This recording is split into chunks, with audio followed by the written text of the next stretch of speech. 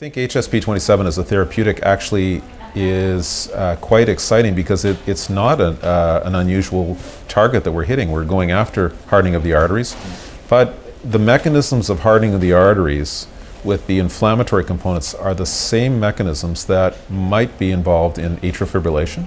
They might be involved in dementia.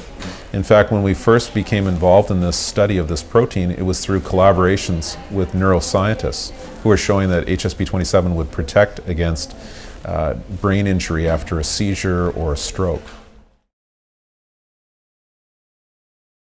Studies are ongoing with HSP27 in neurosciences, but they're not at the level that they originally were a few years ago. And I think the reason for that is because at that time, the focus was on what is HSP27 doing within the cell. And the whole idea that HSP27 is actually released from cells, is in your bloodstream, is a new concept that we're now exploring within cardiovascular disease, but I think the same thing needs to be done in neurosciences, and it's just a matter of time and money, really, to get those studies done. Right now we're working very hard to optimize the treatment schedule, and that means how much of the protein we have to give. Are we using certain adjuvants to boost the antibody response?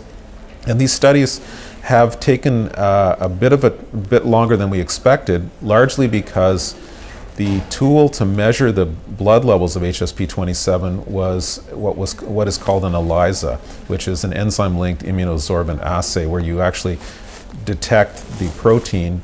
But unfortunately, because of these antibodies that were kind of wrapping up the protein, the ELISAs were not working. They were very weak assessments of blood levels of HSP27.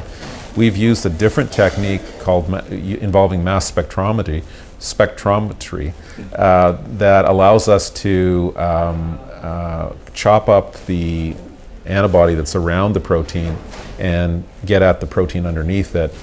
It's interesting because with this mass spec-based assay, we're now finding that the levels are about 100 times higher than what was originally thought to be the case.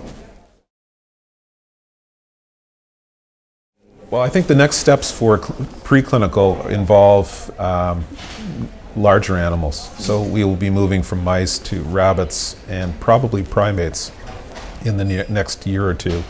I think the preclinical studies could follow shortly thereafter. If you look at what's happened to the antibodies to PCSK9, that story is fascinating from someone who's been in the cardiovascular field for 20 years or more.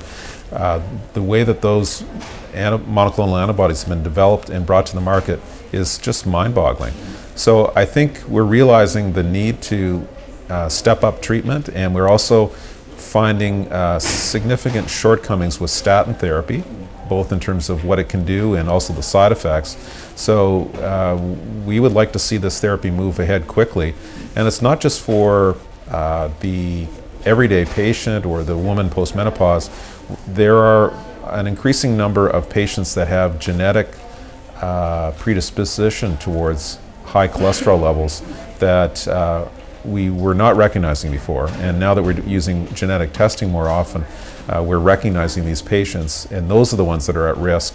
And I think together with improved imaging to detect early signs of hardening of the arteries, we should be treating more people sooner.